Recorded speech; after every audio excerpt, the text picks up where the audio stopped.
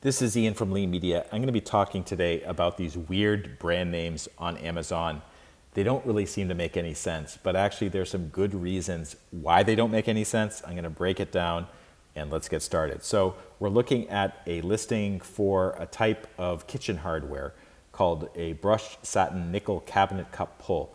The brand name is Alsazbig, which in English doesn't make any sense. It doesn't make any sense in any other language. These particular items are made in China. That is not a term in Chinese either. And I want to break down why somebody would have the brand name like this, because logically it doesn't really make sense for us as English speakers, or speakers of any other language. But there's actually a really good reason why this exists. Part of it relates to the U.S. trademark law. The other part of it relates to Amazon and something called brand registry. So let's break it down. So brand registry is a service for sellers on Amazon who have intellectual property, such as a patent or a trademark. And originally it came about so the people who had patents and trademark could protect their intellectual property or IP. And basically, if, for instance, you're making something like one of my company's name, one of my brands is called In 30 Minutes. So if somebody is making a book related to the topics that I have in my trademark application for In 30 Minutes, and they also call their book whatever in 30 Minutes, I can go after them and say, hey, look, this is confusing, legitimately, I can say this is confusing other people who are searching for my brand because they're going to find this other brand, and that's not right. And you can see how this could be extended to any other brand. Like, oh yeah, I'm going to make slippers called Nike slippers. Well, Nike doesn't make slippers, but they do make sneakers, and you can bet that they're going to come after anyone making Nike slippers because it is violating their intellectual property. So brand registry is used to protect your intellectual property if you're a brand owner. But there's another thing with Amazon brand registry, and that is it can be used for fantastic marketing benefits. And let's, for an example, take a look at this type of kitchen hardware called Alsazbig. If you scroll down the page, you'll see that this particular brand has all these special pictures relating to kitchen hardware. And they have these photos showing, hey, what their kitchen hardware looks like. Maybe they talk about the quality. Maybe they show the different finishes. Maybe they show the different types of products lined up next to each other. You need to be on Amazon brand registry to have this type of content on your Amazon detail page. And of course, any brand would want something like this on their detail page because it helps sales.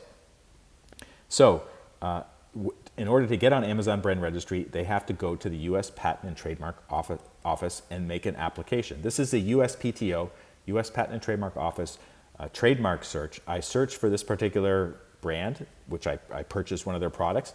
This is what came up. So they actually made an application for this particular brand. You can see it spelled out there. You can see the details of the application. This is public information, by the way. So this is approximately 5 years old. They got their application.